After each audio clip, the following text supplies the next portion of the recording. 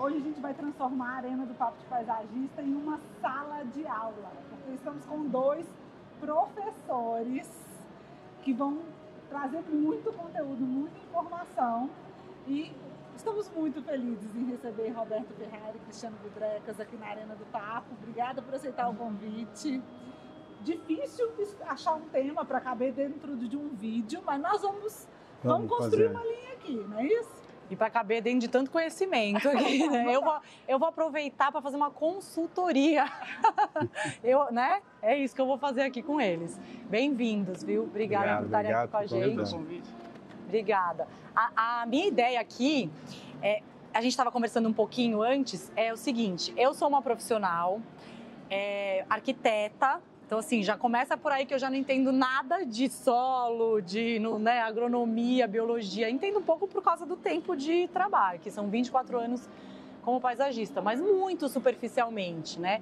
E aí, o meu escritório é um escritório de projetos exclusivamente. Então, eu preciso ter muitos parceiros para trabalhar comigo, porque todas essas áreas técnicas de entendimento são importantes para o meu trabalho de paisagismo e eu não entendo dessas coisas. Então, nos meus projetos, eu chamo muita gente para ser parceiro. E eu entendo que vocês, com toda a bagagem que vocês têm, quantos anos já que vocês fazem jardins? Desde criancinha. Desde criancinha, vocês são hoje, pelo menos para mim, assim, a maior referência para que, como eu vejo vocês, tá? Para que um jardim prospere. Então, assim, qualquer jardim ou qualquer desafio, como dos últimos que vocês têm pego, que não são desafios fáceis, né? Para esses jardins prosperarem de verdade, para que as árvores cresçam, para que a vegetação tenha saúde, mas desenvolva mesmo, vocês têm muito a contribuir, né? Então, eu queria saber, assim, o que vocês acham que vocês fazem hoje de diferente na profissão? Quando a gente fala de paisagismo no Brasil. Eu vou fazer uma pergunta para você. Você tem que perguntar para a gente assim, o que vocês podem me ajudar? Aí, como vocês podem me ajudar? Eu, uma profissional que desenha... Qual é a área que você... Todo mundo. Eu, uma profissional que desenho paisagens, mas que não executo o jardim, né? Não materializo, vamos dizer assim, a criatividade, a minha idealização ali. Mas que quer ver o resultado final dando certo. Sim, quero ver dar certo. E vejo muito dar errado. E cada projeto seu é um filho seu, né? É um filho, Então, e como é que você sabe se o filho está bem ou está mal? Ué, se ele está feliz. Se ele está moado, se ele está feliz. Então, se ele está saudável, com uma cor boa. Você precisa mudar a forma de você ver. Você precisa mudar a forma de você ver. Quando você tem um filho, você muda a forma de ver as crianças. Ele não é mais só uma criança, ele mudou, deixou de ser uma criança para ser seu filho. Então, o seu olhar é diferenciado. Se perguntar o que é diferente, o diferente é o olhar, é como a gente vê. A gente nunca vê a coisa como todo mundo vê. A gente sempre vê com um viés meio atravessado. Se você der um projeto seu para a gente executar ou para a gente analisar, a primeira coisa que a gente vai fazer, a gente vai lá no terreno, vai sentar lá numa pedra, vai sentar num monte de terra, embaixo de uma árvore, vai passar 2, 3 horas lá filosofando sobre o seu projeto e sobre o lugar. Tá? Eu percebi que tinha filosofia aí no início já. A filosofia é tudo, a gente tem que ter filosofia para tudo. O amor, a paixão, tudo isso é filosofia. Né? Os sentimentos são filosofia, os sentidos são filosofia. A gente tem que buscar esse nosso sentimento, a nossa paixão, a nossa filosofia para fazer com que a profissão seja a nossa atuação. Isso é uma coisa que falta muito para os profissionais, né? Porque os profissionais, eles se formam em arquitetura, faz parte disso, mas tem que entender um pouquinho mais de biologia, um pouquinho mais de agronomia, né? E cada filho que você faz, se não der uma madeira boa para ele, um leite bom, essa criança vai ficar desidratada, não vai crescer, não vai ter inteligência. A árvore é igual a gente. Então a gente tem que pensar que a mesma tabela periódica que tem dentro do seu corpo em química e tudo, a planta também tem. E se você não der os nutrientes certos para ela, ela também vai ficar raquítica, vai ter problema. Então, desde o nascimento do seu projeto, você tem que tratar do solo, né, de todas as coisas. E acho que você falou do arquiteto, mas eu acho que o paisagismo, na verdade, o profissional paisagista, aí a coisa complica mesmo, porque tem são muitas áreas que a gente precisaria entender que não tem nem como. Por isso tem que ir atrás do especialista. E não tem como. Como é que eu vou ser paisagista sabendo de tudo isso aí, essa lista inteira que você não tem como, não cabe na minha vida útil, né? A gente não existe essa finitude, né? A gente não é completo nisso, né? Mas a gente conhece alguns paisagistas que vão atrás do conhecimento. Sim, eu sou sou super curiosa. Tem pessoas que falam, posso andar com vocês, posso olhar. É importante isso, e passar o conhecimento é um dever de todo mundo. E a gente está sempre passando conhecimento, mas te volta nos lugares e continua fazendo o mesmo erro. Né, Edson? Você quer ver uma coisa errada? Pega um projeto seu, você vai ver que quando você fez lá uma planilha de custos para o seu cliente, você colocou lá árvore X, tantos reais, arbusto Y, tanto, assim foi indo. Quando chegou na parte de solo, na parte da comida do seu jardim, né, da prosperidade, da posteridade do seu jardim, porque aquilo que você colocou lá no início é o que vai dar posteridade para o seu jardim, vai dar 100, 200, 300 anos de vida para o seu jardim. Então você tem que pensar o jardim a longo prazo. Você não pode pensar o jardim dali 6 meses, que você arranca tudo, joga tudo fora e, eu sou uma pessoa ecológica, sou uma pessoa que gosta do meio ambiente. Não. Então, você tem que pensar que o seu jardim tem que viver décadas, séculos, né? Às vezes até milênios. Então, você só consegue isso trabalhando o começo da história, a base. Tá? Então, a gente brinca que invista R$1 na planta e invista 6 no melhoramento do solo. Essa proporção? A gente adota essa proporção mais ou menos. Em alguns casos, a gente já tem casos que são 16 vezes mais. Aí você está falando o quê? Mais complexos. Por exemplo... Cidade de Matarazzo. Isso que eu ia falar. Por exemplo, colocar uma árvore lá em cima. Não é o pior que a gente fez, não é o mais... Não foi o mais complexo. É o mais complexo. A gente já fez bem coisas bem mais complexas. Agora, falou em complexidade e desafio, vocês são chamados, né? Vocês estão em todos os A gente também, quando não é chamado, a gente vai fuçar lá para ver. Vai ver o que estão fazendo, né? Ninguém dá filé mignon pra gente, só dá um ossinho. Só dá os bebês. O filé mignon nunca aparece, mas a gente gosta de fazer essas coisas diferentes. Tem que ter adrenalina, senão você não... Aí é o quê? Drenagem, nutrição, esse processo... Hoje, ninguém se importa com drenagem. Depois o Cristiano vai falar sobre... Deixa ele falar, porque ele dá uma... Você pode ter dado uma obra, não tem absurdo. E os líderes da vida, os Aqua e as outras certificações aprovam isso, é você botar aquela maldita drenagem de bidim com argila expandida. A argila expandida é veneno. É veneno. Eu parei de usar depois que eu argila expandida é benzeno puro. Tá? A argila expandida é o último produto de da indústria petrolífera. O pior lixo da indústria petrolífera se transforma em argila expandida. Tá? Ali tem tudo que é mais tóxico possível imaginável que no petróleo. Tá? E você vai e coloca na base onde a raiz vai penetrar. Onde a raiz da sua bananeira vai penetrar, você vai comer a bananeira depois, você vai comer o pezinho, a acerola, coisa e tal. E pior de tudo é o seguinte, aquilo vai sendo lavado aos pouquinhos pela drenagem, tá? E vai indo para o solo, vai indo para o lençol freático, sei lá para onde, vai para o rio. Né? E ainda tem o tal do bidim. O bidim é como se fosse um coador de café no seu... Faz café uma vez só. Ou você lava o saco do café, ou você joga o filtro. O bidim fica lá com aquela terra vermelha sendo impregnada durante 10 anos. Chega uma hora aquilo colmata, aquilo entope, não serve para mais nada. Aí seu jardim começa a morrer. E pior do que morrer, começa a juntar água. Água com matéria orgânica em fermentação anaeróbica junto com água, forma um negócio chamado metano. Nossa. Você como ecologista, você faz esse maldito, essa maldita drenagem de bidim com argila expandida, você está produzindo metano no seu jardim. Nossa Senhora. Gente, vocês estão entendendo a responsabilidade? E né? Hoje a gente trabalha com... Anos e anos errando, né? Assim, a gente faz muita comparação com o ser humano com isso. Quando você tem um nenê, vocês são mãe, desculpe falar. Eu sou. Você é mãe. Eu sou. Se tenho 15 anos. Se seu filhinho ficasse com a fralda de xixi a noite toda e você não trocava, ia dar uma assadura. Ia ser ruim, Então a planta ela tem que molhar e secar, molhar e secar. É que nem a fralda do seu nenê. Que é o que acontece na natureza, não chove constantemente. Não chove todo dia. Tem hora que ela tá com água, tem hora que ela tá sem água. Agora você falou a palavra certa. O grande cara é o que observa a natureza. natureza. E o bioma que você tá, sabe? Esse é o grande negócio, é parar, o que você não falou, fica embaixo de uma árvore lá, olha lá. Você vai trabalhar no Cerrado é uma coisa, você vai trabalhar no Amazônia é outra coisa. As pessoas têm assim, Isso é tão importante, né? Eu lembro do dia que, há muito tempo atrás, assim, eu gosto muito de bromélia, adoro, sou apaixonada por bromélia. Aí eu tava, assim, num lugar que tinha muita bromélia, penduradas nas árvores, óbvio, assim, eu olhando, daí eu pensei isso, falei assim, gente, a bromélia não está constantemente com água, né, assim, pensando no copo, vai armazenar, mas se der um período muito escasso com sol ali, ela vai ter momentos também do copo seco, né. E aí eu lembro que eu fui conversar com um produtor de bromélias e eu comentei isso, né, porque ele tinha me indicado que eu tinha que a indicação tinha sido manter o copo com água.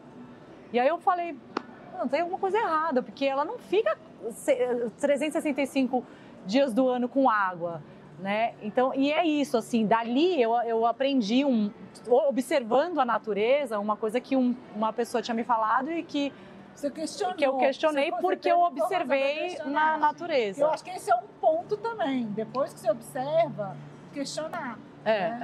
Porque... A gente tem que ser muito observador e tem que ser muito questionador, né? Nós estamos acabando de sair de uma obra agora também, os caras encheram em cima de laje com argila vermelha.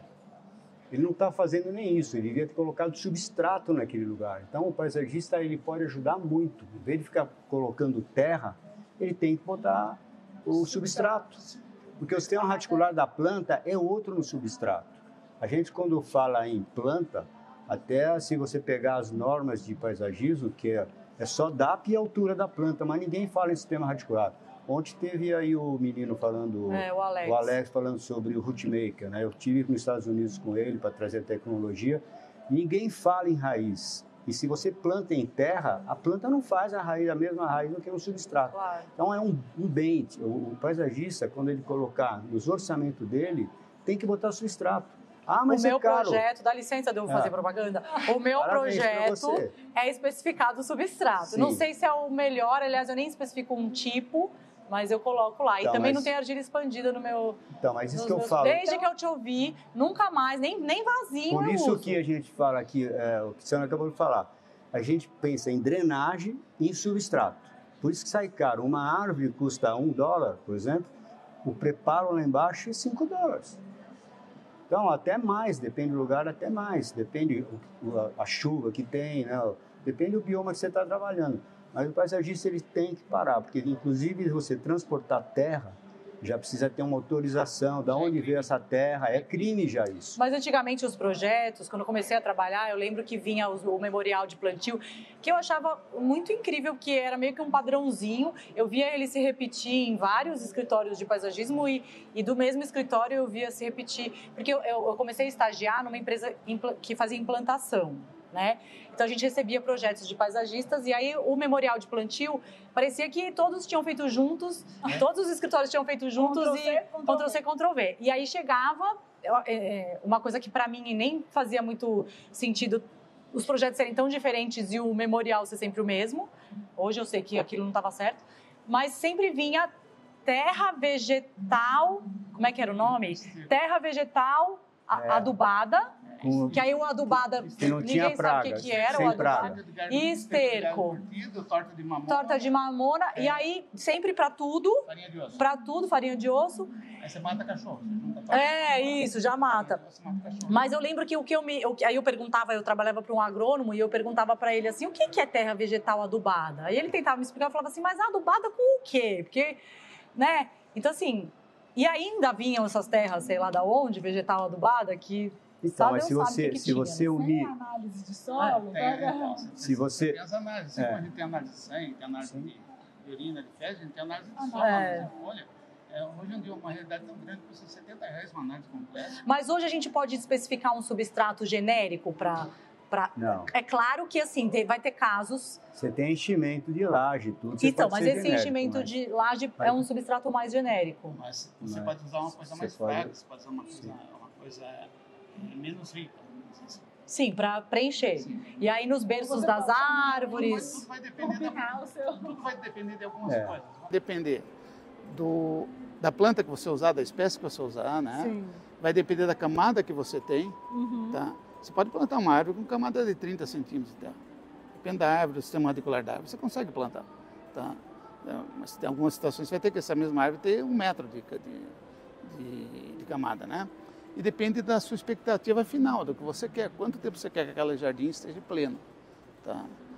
Não necessitando uma reforma muito grande, tá? Então, mas eu acho o que falta é o pessoal da engenharia se entender com o arquiteto. Quando a gente entra em muitos projetos que não tem nem nada, só tem projeto. A gente ajuda o arquiteto que for fazer o prédio a fazer o tamanho dessa jardineira, sabe? Distribuir quanto precisa, inclusive. Drenagem. Quando a gente chega num prédio, vocês fácil, também... Né? Tá, mas vocês também, quando chegam num prédio, está pronto o negócio. Como é que você... A gente está fazendo uma obra agora que tem praticamente 8 mil metros sob laje, tá? E tem várias jardineiras, deve ter lá umas 150 jardineirinhas de 1 metro e pouco, por 1,5 metro, por 1,20 m, outras um pouquinho maiores. Todas essas jardineirinhas, os drenos estão no meio da jardineira. Você vai plantar uma árvore ali? Vai em cima do buraco. Vai em cima do buraco. Um dia que você tiver algum problema de entupimento, como é que você resolve esse problema? Você vai... Agora, essa é outra coisa que aí voltando à tradição dos erros. Acho que tem uma tradição de erros. Sim.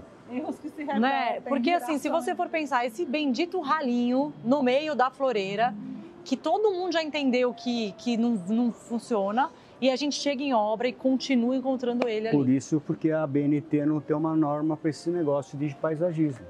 E outra coisa... Mas aí as empresas que fazem projeto hidráulico... Então, mas deixa eu falar... Ainda não entenderam que isso não dá certo?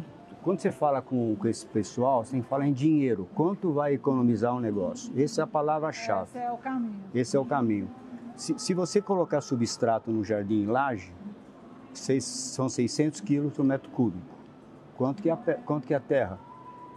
O substrato molhado pesa, um substrato bom, úmido, em capacidade de campo, que quando ele está com 100% de umidade é muito mais leve acumulada, ele pesa aí perto de 900 quilos por metro cúbico.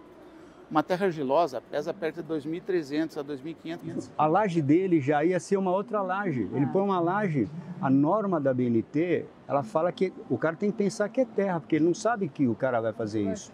Então, daqui para frente, o pessoal do paisagismo tinha que conversar com esse pessoal da engenharia e mudar isso. Que a laje poderia ser mais fina. A laje podia ser mais fina. Quanto que ele não ia economizar de concreto nisso? De concreto. Não só no concreto, e o meio ambiente agradece, né? Porque o concreto, o cimento é o pior. Então, os maiores poluentes que existem. Depois, a gente sempre pensa que o escapamento do carro é o maior poluente, né? É que a gente não assume a culpa de certas coisas, né? O concreto é um dos grandes poluentes, mais ou menos ali em proporção muito parecida. E o esgoto das cidades é um poluidor, assim, um produtor de metano incrivelmente grande. Rio Pinheiros, aquelas borbolinhas que você vê saindo no Rio Pinheiros, é tudo metano que está saindo. É a deixa para a gente entrar no outro tema? Ou a gente vai deixar outro deixa tema para o só próximo? Falar uma coisa. A gente foi contratado agora para rever um projeto de um escritório paisagismo famoso aí. O projeto, o manual de implantação e o manual de manejo tem 780 páginas que a gente fez. Vocês fizeram. Para complementar o projeto. Se não tiver, não tem. Senão vai dar BO. A gente sabe que vai dar BO. Olha, tá disponível? Um material que eu gostaria de ler. A gente tem alguns materiais que já dá para. Já viraram público. Já viraram público. Nossa, eu gostaria de ler. Faleceu e acabou espalhando, então tem algumas coisas que são públicas. Mas é legal, porque você faz só daquele projeto, né? Cada projeto a gente faz um estudo para é um manual de... Manual de manejo todos têm. Todo trabalho que a gente entrega tem um manual de manejo. Tá? Porque não é só plantio, exatamente. A gente linka todas as disciplinas ali, até como você vai convencer o jardineiro que ele tem que botar mais adubo, porque o jardineiro é o seguinte, se ele bota mais adubo, a planta cresce mais. Vamos pensar no gramado. Se ele aduba o gramado fica viçoso. Eu tenho que cortar mais. Cortar mais. Tá? Vai dar mais trabalho para ele. Então, como é que você convence esse cara que você tem que adubar, sendo que ele vai ser a vítima do negócio? E porque, voltando à tradição dos erros, porque tem também uma coisa assim que por exemplo, né, você falou, o jardineiro vai adubar Uma das coisas que eu vejo assim na manutenção, acabou de acontecer isso com um cliente. Eu cheguei lá, elogiaram pra caramba o jardineiro e realmente o jardim estava bonitinho. Não vou falar que estava incrível, mas estava bonitinho. A gente adora, ele cuida super bem, tal. Aí eu fui conversando com ele, aí aduba com o quê? Adivinha? 10. Que mais? 4, 14, não, só o 10. Que mais você põe? Não, só o 10. O ano inteiro, toda vez que você vai adubar, é o 10. Então, assim, que também, pra mim, é uma coisa que vem também dessa coisa da tradução dos erros. Alguém falou um dia que o bendito 10 resolvia tudo, e aí os jardineiros têm na cabeça que só usando 10, aquilo resolve. Você sabe o que é o 10 de 4? Sim, NPK, né? São resíduos da varrição da produção de adubos de qualidade melhor. Então, tá vendo? É o lixo do adubo. Ai, gente, enfim. É o mais baratinho, tudo é o mais barato. Você faz o que é mais barato, né? Aí eu falei pra ele, assim, então, você entende que você tá falando... Aí ele falou... Eu falei, você sabe o que é? Nitrogênio, fósforo, potássio. Falei, você sabe o que é isso? São 3 nutrientes. Eu falei assim, você sabe quantos nutrientes o jardim precisa? Você tá falando de 3, né? Então, enfim. Então, um memorial de manejo de 700 e poucas páginas já indica que a manutenção... Então, a gente... é tão importante. Essa coisa do adubo, a gente ficou tão feliz, a gente encontrou já em linha comercial um adubo bem completo, que chama de 134013, que vem com vitamina B12. Pensa coisa maravilhosa, a planta é o tal negócio chamado vitamina B12. Vitamina B12 é o que tem no cocô da galinha. O cocô da galinha tem vitamina B12. Se você passar o cocô da galinha na pele, o pernilongo não tem bico. Tá? Ele tem vitamina B12. Né? E a gente sempre... a gente é muito amigo do pessoal que trabalha com formulação, com os químicos aí da indústria de insumos, né?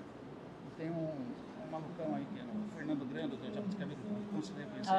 Essa nossa unidade em termos de ocupação de planta é o Fernando. O Fernando é o cara assim, você fala, olha, hoje vivo no Brasil, quem conhece a ocupação de planta, um dos 5 dedos da minha mão vai apontar talvez o Fernando em duplicidade. O cara entende, ele é mais ou menos. E ele, assim como a gente, é fã do esterco de galinha, né? E agora já é possível você encontrar um adubo organomineral, vamos dizer assim, né?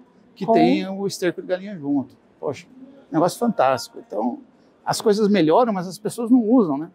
Esse negócio está aí no mercado. Não usa, mas, por exemplo, eu não sabia dessa informação. Então, o Fernando está divulgando... Cadê? Vem pro papo de paisagista.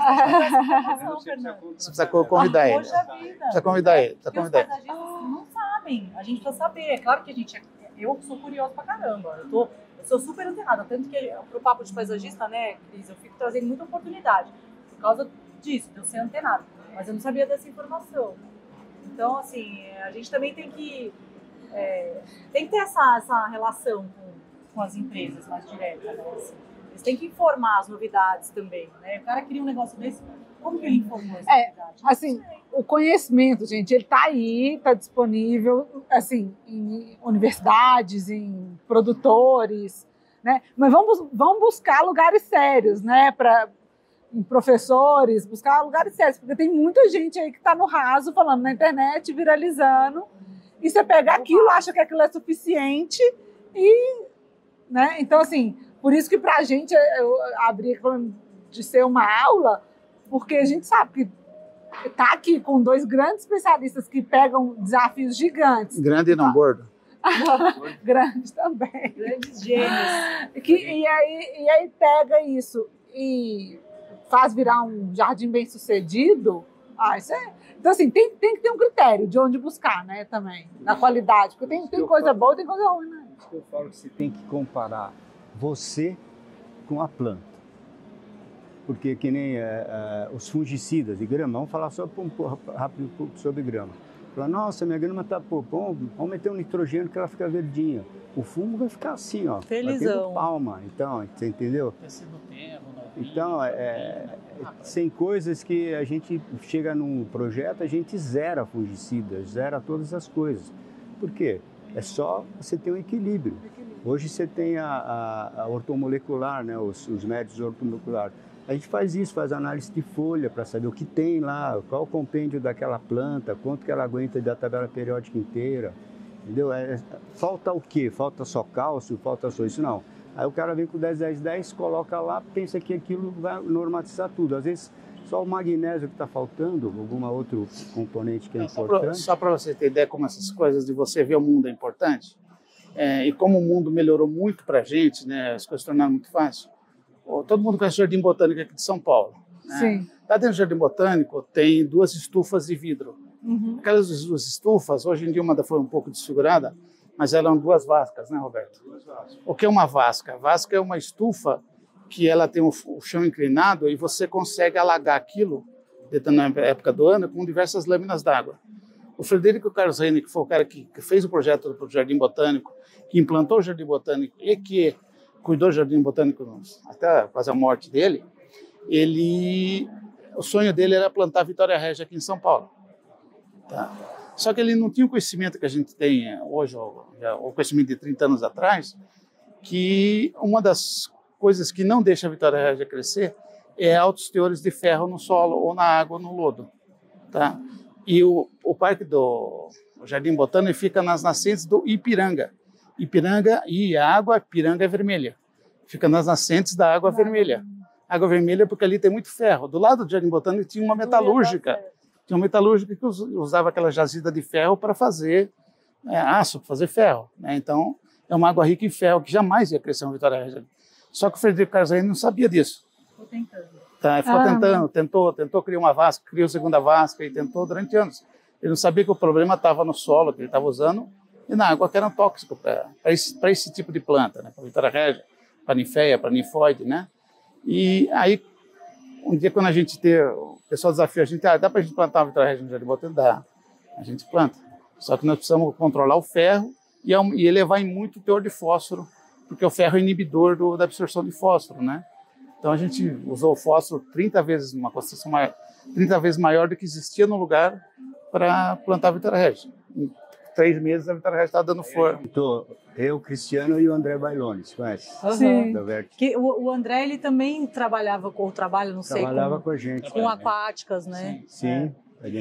Agora, quando vocês falam assim, né, você estava falando do equilíbrio, né, me dá um pouco de nervoso, para falar bem a verdade, eu fico ansiosa aqui, de pensar assim, o jardim, porque não dá para ele estar, você falou dos fungos, aí eu fico pensando já em praga, doença, e assim, não dá para ele ser esterilizado, sei lá qual que é a palavra, de estar de um jeito assim, de não ter nada dessas coisas, e você fala assim, como que o meu jardim está perfeito? Ele não tem isso, não tem aquilo, é praticamente um jardim estéril, ele não vai estar equilibrado, né? Então, o desafio é como que tudo vai funcionar, né?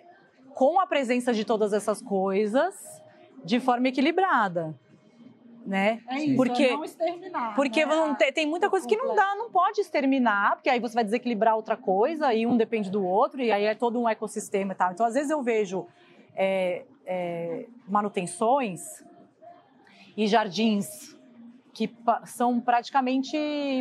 Daria para comparar com jardins de plástico, porque é uma coisa assim, não deve ter um inseto, não deve ter nada acontecendo ali, e ele está, eu vou falar essa palavra, não sei se está certo, mas ele está esterilizado ali. Né? Então, assim, estão aplicando todos os fungicidas, os herbicidas, o larvicida, o não sei o que, sida, tem todos os sidas. Aí você vê o jardim... O cara não vai com fumacê para matar o mosquito da dengue. Então, e aí eu fico pensando assim, não é um jardim, né? Não tem vida, não tem todo o resto. Porque para ele ser um jardim, tudo isso tem que estar acontecendo. Só tem a minhoca, o tatuzinho, a abelhinha, né? Porque outro dia eu falei isso aqui, acho que foi numa entrevista, né? Que um cliente falou assim para mim que ele queria o jardim, mas ele não queria nenhum bicho. Aí eu falei assim, então você não quer um jardim, porque o jardim é para os bichos. Sim. Eu falei pro cliente, esse jardim que você quer, ele não é para você, ele é para os bichos que você não quer. Então não dá para você ter o jardim. Eu tenho plantas em casa. E eu tenho uma casa pequena e eu tenho algumas plantas de estimação, vamos dizer assim. E eu tenho uma rotina muito legal. Eu só adubo as plantas quando a Hermenegilda aparece. Quem quer? O Hermenegilda é um sapo cururu. Tá? E quando o ambiente está bom, ele fica, sei lá, 280 dias do ano escondido em algum lugar, tá? E algumas noites, quando a umidade começa a aumentar, a chuva, tal, a Hermenegildo aparece. Tá? Então eu sei que no dia seguinte eu devo adubar meu jardim. Quem controla a adubação do meu jardim é a Hermenegildo. A gente tem o viveiro de planta aquática lá no Vale do Ribeira. A gente quer ir lá. Nós estamos doidos para ir lá, fazer uma visita técnica com o Papo de Paisagista. Aí veio um caramujo. Começou a acompanhar as plantas aquáticas. Cara, não tem como você vai matar aquele caramujo, porque ele é aquático, fica embaixo da água. E de noite ele vai lá e come todas as plantas. Nós perdemos o viveiro. Não perdemos, porque sabe como é que mata caramujo? Põe cerveja, sabe essa história de põe cerveja, que ele vem lá. Falei, pô, mas aí nós temos que comprar uma fábrica de cerveja para matar dos lagos. O que aconteceu? Os pássaros começaram a vir. Cara, equilibrou de um jeito que você não pode imaginar. Pato, aquilo virou, eles comem. Agora a gente não pode acabar com o caramujo, porque senão acaba com eles também. Equilibrou. Você vê, a natureza resolveu o problema. Resolveu o problema. A gente se apaixona mais pela natureza. Veio tudo para lá. Eles param lá só para comer aquele caramujo. Só comer o caramujo. Nós não podemos nem acabar com o caramujo. Eu só me apaixono por essa natureza. Sobre essa questão de a gente se acostumar e encontrar beleza nessa do que a gente hoje chama de imperfeição, né, que na verdade não é. Falando sobre aves, né, outro dia a gente teve uma conversa aqui que uma paisagista trouxe o tema para o ambiente delas e a bióloga que estava contribuindo com esse conceito para ela, falando sobre parem de tirar todas as árvores, às vezes uma árvore morta que está ali, que ela tem uma função, parem de tirar os galhos secos, quebrados, que eles podem virar um ninho, parem de tirar tudo, de achar que o jardim tem que ser estéril, né? Sem a parte seca. Na natureza, ele cai na hora certa. Criaram uma máquina, não consigo acreditar, que é o soprador para tirar a folha seca que cai, né? Tão gostoso pisar na folha seca. Quebradinha, né? Serrapilheira, né? Pois é. Mas tem uma coisa assim que você não entende como funciona. O que mais que a gente está fazendo errado? Os lá. principais, Acho que a gente faz coisas com desvios. Mas tem que errar. É uma perspectiva otimista. Uma vez eu trabalhei para um cliente que era um cara fantástico e uma vez a gente estava filosofando sobre a beleza, né? Adoro filosofar sobre a beleza. Agora pausa, técnico para filosofia. E ele era um cara fissurado por plantas, era um cirurgião plástico, um cara famoso. E como é que você vê a beleza? Ele falou, olha, a beleza é uma coisa que tem duas definições muito legais.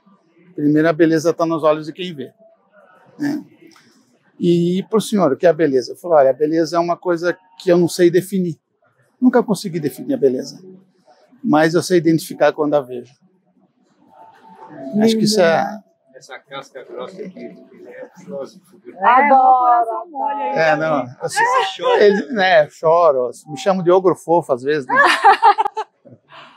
E sabe que a beleza, né, quando eu penso assim, eu sinto que reconhecer a beleza, que é diferente de ver, né, que é o que você está falando, está no olho de quem vê, mas reconhecer a beleza, eu acho que ela é uma bênção que a gente que é um direito nosso, assim, né, mas que a gente tem que lembrar de se dar esse direito, porque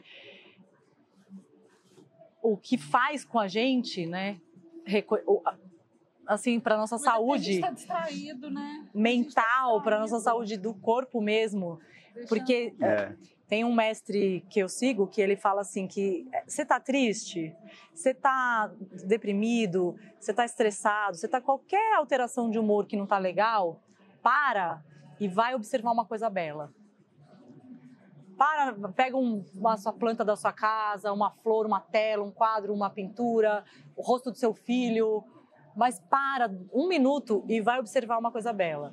Porque a beleza ela vai te levar de novo para um lugar de... É que nem você escutar desgraça. De elevação. Desgraça o dia inteiro também. Tem gente que fica vendo desgraça, desgraça. Vamos ver o nascimento, né? Vamos ver coisas diferentes, né? Não pode isso. Há muitos anos atrás eu fiz um curso que eu paguei uma fortuna com...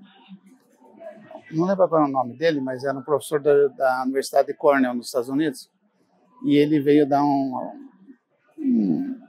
ciclo de palestras sobre as sensações, sobre os seus sentidos, né? E como você usava melhor seus sentidos. Né? Então, você tem que fazer coisas do tipo aguçá-los, né? Então, por exemplo, para você escutar melhor, você faz isso aqui. É natural a gente fazer isso. Mas é natural a gente fazer isso para escutar mais. Né? E o barato é o seguinte, o inverso também é verdadeiro. Se você fizer assim, você escuta para trás. Nunca tinha pensado nisso. Uma coisa tão simples. Se eu quero escutar melhor lá para trás, eu faço assim. Verdade, né? Tá? Se você quiser sentir o cheiro melhor, como é que você faz? Não. Respira? Não? Faz o que o cachorro faz. Ele lambe a ponta da língua. Com a língua ele lambe a ponta do nariz. Você molha o seu nariz. Molha. A umidade faz com que você sinta melhor. Quando você está na cachoeira, você sente o cheiro da água, você sente o cheiro da terra. Quando está chovendo, você sente o cheiro da terra. Por quê? Porque aumentou a umidade no seu nariz. Né? Então são coisas muito simples. Nunca parei para pensar nisso. Pois é, eu também não. Né? Olha que coisa. O gringo veio lá, paguei $6.000 para ver passar o fim de semana com o cara. Gravou isso? Pô, eu gravei um monte de coisa, né? Mas a coisa mais legal que ele me ensinou, um dia eu vou ensinar vocês, isso aqui é uma coisa que não dá para fazer conversando, você tem que fazer ao vivo e a cores, porque exige todo um aprendizado antes, é você tirar fotos cerebrais. Que legal. Você tira fotos de uma paisagem, dali 10, 15, 20, 30 anos, você se lembra daquilo. Eu lembro... Aí você não precisa andar com o celular. Não, você não precisa andar. Você consegue tirar fotos que você lembra o cenário exato daquilo que você viu. Tá? É um aprendizado isso. Que legal. E um dia eu vou ensinar vocês. Se for para um lugar bacana, eu ensino vocês. A gente vai. Sabe qual vai ser um lugar bacana? Lá no Viveiro, quando a gente for lá. Foi Convidados. Né? Convidados. Tem Agora 152 espécies de plantas diferentes para fazer tratamento de esgoto. Agora Então. estamos numa seca violenta lá, que a gente tem desde 84. Nossa, Eu nunca vi o Vale do Ribeira, as nascentes secarem. Desse jeito. E lá a gente tem 12 alqueires, tem um alqueire e meio aberto. Essa é tudo um mato. E está secando. Nossa, E é gente, encostado no legado desesperador. das águas. Nós somos embaixo do legado das águas. Desesperador. Agora não é bom ir lá que os lagos são tudo seco. E quando for florada da Vitória Régia, né? A gente pode marcar de ir. É começo do A ano? gente tem 2 floradas legais. Tem várias, mas 2 floradas que se destacam. Final de janeiro, meio de janeiro, final de janeiro tem a florada da Lotus, que é muito bonita. E ali, abril, maio, tem a florada máxima da Vitória Régia. Vitória Régia é Abril, show. maio, vamos combinar. O perfume da Vitória Régia é um negócio. Ó, então abril, maio a gente vai com o grupo do Papo fazer Sim. uma VT lá. Dá hein? para Combinado. dormir lá, tem uma casinha lá, ó, que chama Casa das Fadas. Porque quando a gente faz palestra, as meninas dormem todas na Casa das Fadas. A gente vai lá conhecer antes, aí depois a gente vê quantas pessoas cabem, a gente faz uma... É rústico uma lá, VT. mas é bem gostoso. Eu quero marcar um próximo papo. Sim. Se a gente tiver a oportunidade de falar de novo aqui, para a gente falar de fitorremediação, jardins vamos falar, filtrantes, plantas aquáticas, um segundo... Que é um tema... Que é um tema complexo também, que eu adoro. Eu fui em Paris visitar os jardins do Thierry. Fui. Então a gente vai até lá gravar. Eu convivi com o Thierry alguns dias nessa viagem. E aí, quando eu vi quem ele era, eu grudei, eu virei uma sombra dele. Eu virei uma sombra dele. Então, assim, eu conversei muito com ele, não sei como, porque a gente não fala nenhuma língua. Mas ele fala português. Nenhuma língua própria. Mas, assim, Nossa, ele entende Sabe o que bastante. ele faz quando vem para o Brasil? É muito legal, ele é muito legal. Ele vai para uma praça que está em Pinheiros, que O nome de uma pessoa? Benito Calixto, né? Benito Calixto. Benedito Calixto. Ele vai tocar banjo lá e põe um chapéuzinho lá e fica pegando donativo. A cara dele. Mas aconteceu esse passeio que você foi, teve uma Fia Flora e ele fez Com o uma Raul. palestra. Foi, eu assisti também. Então, aí eu falei, eu apresentei o Raul para ele e falei, Você tem que... Ele falou, não, eu recebo eles lá, não sei o que, não sei Então, o que. aí foi, a gente O Gilberto Elks foi também. foi quase 40 paisagistas. Ele Essa viagem foi maravilhosa. Aí foi o Patrick Blanc, né, que vocês conheceram. Foi, a gente conheceu o Patrick Blanc. E o Thierry, a gente foi visitar o projeto do parque ali na beira do Sena, que a água entra em cima e aí vai por gravidade para as piscinas todas e sai potável. Antes de sair potável de volta para o rio, alimenta uma comunidade que mora por ali, as hortinhas, as coisas deles ali. E lá é um reservatório, porque quando o rio Sena tem problema, ele solta toda aquela água lá, né? Ele solta a água. É muito lindo esse... A gente fez... eu me apaixonei pelo projeto, pelo sistema. Eu não sabia de vocês já faziam isso por aqui, não sabia nada. Fui conhecer lá com o Raul. Mas eu me apaixonei pelo sistema de filtragem por plantas. E uma coisa assim, para finalizar, né? O Thierry no escritório, a gente foi visitar o escritório dele, eu te contei, vocês já sabiam disso, ele tem as malas. Tem as malas, uma para a China. Ele tem piscinas filtrantes, né, jardins filtrantes pelo mundo todo. Já ouvi. E aí, se der algum desequilíbrio, alguma emergência, tem que ser uma coisa muito rápida. Então, ele tem que voar para algum país de repente. Então, no escritório dele, ele tem as malas etiquetadas de todos os... Com passaporte certinho, com todos os nomes dos lugares. E uma vida louca. Ele trabalha muito. As viagens, né? Vamos começar a fazer isso, ó, gente. Ele trabalha muito. Faz uma mala e escreve no seu escritório. Vou para tal lugar. A gente fez expedições na Amazônia com o Thierry. Nossa Senhora, gente. Nossa, ai, que oportunidade. Cada lugar que a gente já foi com... Porque a gente pesquisa muito planta aquática. Para aí, achou. Agora nós estamos com dois trabalhos no Ceará. Achamos uma outra Pontedera, né, que você nunca vimos também com a Vocês flor. Continuam indo viajar para... Ou só para o projeto? Não, vai para todo lugar. Assim, eu, particularmente, só não posso andar de avião com cabe no avião, né? Então, hoje em dia está muito difícil. Mas a gente anda e vê planta.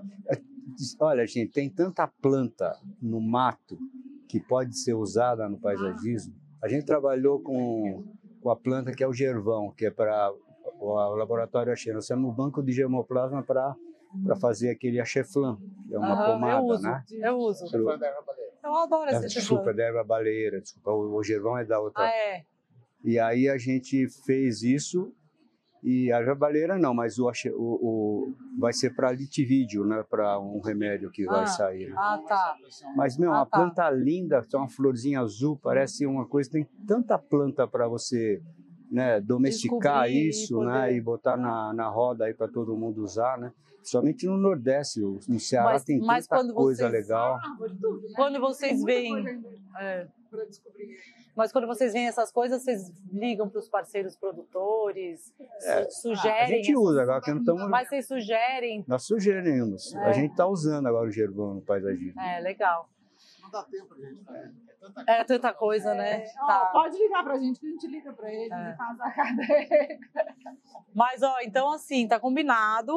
A gente volta a conversar sobre esse tema, que é amplo também, num próximo vídeo. A gente vai lá no viveiro fazer A gente pode falar sobre isso no viveiro, a gente marca um dia, né, Cris, de ir lá. E também depois a gente combina de levar os paisagistas. E é isso, então, assim... Nem sei como agradecer a aula. Eu acho que vocês tinham que tomar uma linha. Forçar um pouco a profissionalização das coisas, né? Por exemplo, produção de planta no Brasil ainda é uma coisa tão primitiva. Tá? É o pai que aprendeu, que ensinou e que faz daquele jeito. Mas ainda não tem padrão. Ainda continua primitivo, sem padrão, sem uma expectativa, né? Então ficou um ciclo receoso. Não digo nem que é um círculo vicioso, é um ciclo receoso. Né? E a gente tem aí hoje alguns expoentes na produção de plantas que são muito bacanas. Por exemplo, não sei se você conhece o Viveiro do Serre, do Walter Serre. Walter Serre é um cara assim fantástico. Vocês precisariam um dia fazer um... O Fernando Serre é filho dele? Fernando é irmão dele. Irmão. Mas o Walter é o cabeça da coisa. O Fernando, ele está executando um projeto meu. Sim. E o Walter, que é o irmão, ele tem um viveiro que a gente acha... Eu tenho medo de ir no viveiro dele. Por quê? O viveiro dele é tão perfeito, Tem uns que a gente vê que eu tenho medo de, por exemplo, só para vocês terem ideia da perfeição, Sabe esses carrinhos de prateleiras que põe no caminhão? Né? Então, a doca de carregamento e descarregamento dele do lado das estufas dele, onde ficam estacionados os carrinhos, tem as faixinhas pintadinhas de amarelo para os caras estacionar os carrinhos certinho, para não ficar uma virada assim, uma virada assada. Olha a organização. Não, olha o nível que o cara chegou, né? E toda semana ele me liga, tô com um problema aqui assim, apareceu um negócio assim, uma pintinha numas folhas da planta assim. De assim. uma planta, né? Tá. Ele já reparou. Aí ele já reparou, ele me liga, o que pode ser tal? Toda semana ele diz, pegar meu celular e tem 10 mensagens dele aí, né? Como amigo, eu acabo. Então, mas aí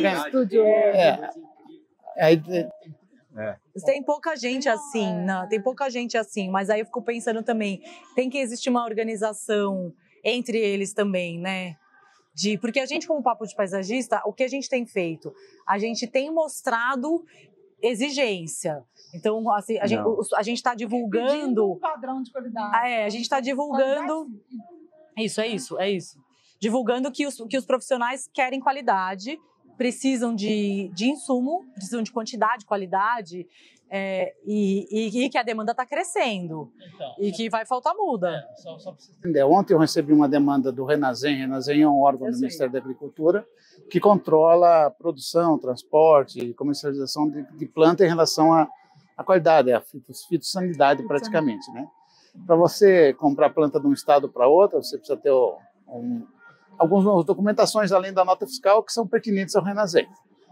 Aqui em São Paulo estão fazendo um grande plantio de árvores e o Renazem recebeu uma denúncia, o Ministério da Agricultura recebeu uma denúncia de alguém, sei lá, ou eles mesmos se tocaram. Estão fazendo um grande plantio de árvores aqui em São Paulo e as árvores estão vindo do Paraná e eu recebi uma solicitação se eu não queria fazer o inventário dessa fiscalização, né, a análise dessa fiscalização, com relação ao certificado de origem vegetal, o CFO, que é um documento que tem que ter dessas árvores. Essas árvores eram do Paraná. Eu sei que essas árvores eram do Paraná, eu conheço o case, né? E até me demonstrei impedido de fazer isso. Falei, olha, não quero fazer porque eu conheço o caso, eu não posso fazer isso, né?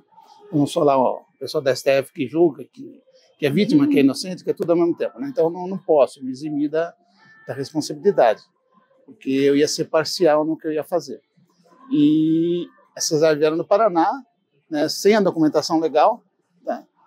Isso pode imputar uma multa pro cliente final, para quem comprou, tá? Para quem plantou, para quem indicou e para quem vendeu, tá? E essas multas, elas vão sendo gradativas, né? Essas árvores, se esse processo concluir, dá alguns milhões de reais de multas. Então tem... Mas por que isso? Tem que entender as implicações por trás. Porque essas doenças podem estar vindo, das doenças dela podem estar vindo do Paraná para cá, doenças que a gente não tinha no nosso estado. O produtor tem que ter Renazem. Ele tem que ter Renazem. Se tem Renazem, quem está executando. Quem está executando.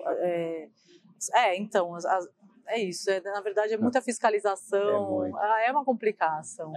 É uma complicação, porque um tem que fiscalizar o outro, né? Assim, eu terceirizo implantação, mas eu não exijo essas documentações. Eu tenho que exigir, Você está podendo... Eu sou coautora. Eu sou co-participante do crime. Ai, meu Deus, me deu pânico. Vamos finalizar aqui no pânico que eu estou suando e aqui agora eu vou só... Mas você fica tranquilo. Fica tranquilo porque o francês diz que é bom suar. Por quê? Você fica tranquilo porque o francês diz que é bom suar. É bom suar. Tô aqui, tô suando aqui. Tá bom, então, compromissos feitos, teremos mais conversas, visitas. Sim, senhora. E contem com a gente também. É isso, gente. Muito obrigada, viu, por tudo. Tá obrigada mesmo. Uma aula. Coração preenchido. Obrigada, Cristiana.